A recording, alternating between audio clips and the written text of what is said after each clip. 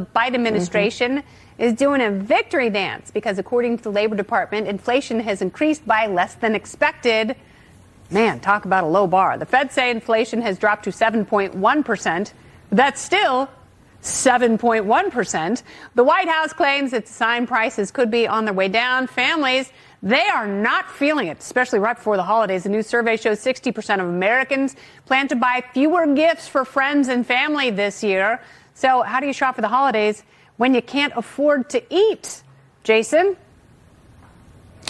I hate this news that people are cutting down on gifts because as a Jew, we're supposed to rub Hanukkah in the faces of everyone who celebrates Christmas. Say, hey, we got 8 crazy nights, and now, unfortunately, we're going to have to cut down on a lot of the gift giving. Obviously, it's good news that it went down to 7.1%, but to your point, that's a rather low bar. It's like saying, well, we had 10 fewer murders this year, but we still had 100 of them. And it's like, yeah, okay, we like a little bit of progress, but we'd like to get that number as low as humanly possible. And I think that anyone is celebrating this really tells you how much spin is coming from this White House. This is not good news in the grand scheme of things in how far we have to go to get to where it's actually good news. It's just better than what it was before. But people are still hurting, and I think we do have to acknowledge that in a bigger way. Yeah, how's that transitory inflation going, Juan?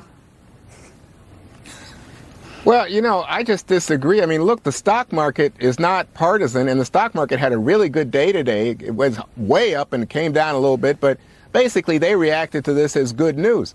And I think if you're out there buying gasoline, you can see gas prices going down, used car prices going down, airline tickets going down. Still have some issues at the supermarket and gift buying, as you rightly point out, Kennedy.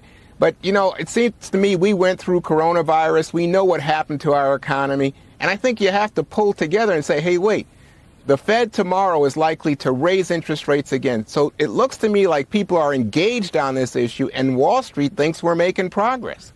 Are we making progress, Hannah?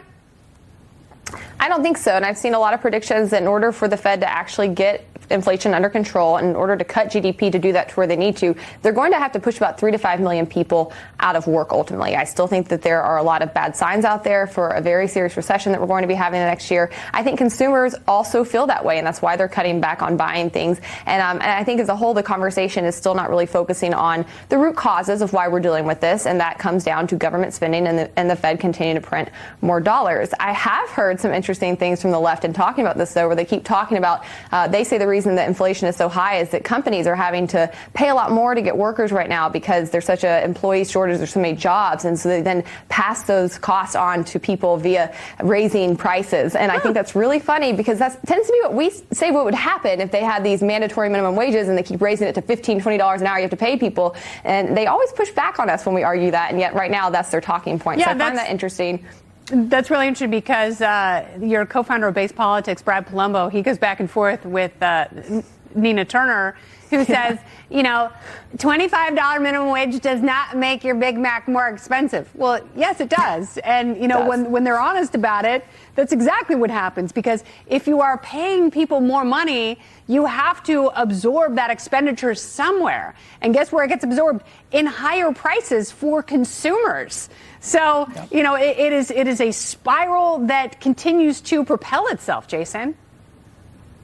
Yeah, we're here in Washington State as of January 1st will be the highest minimum wage in the nation. And yet at the exact same time, when you look at what we're doing as a workforce, we've hit a historically low level of productivity. It just dropped by the largest number on record. And yet, not only are we paying people more than they're actually worth, and the demands are to pay even more, but there are also demands to work less and to work from home.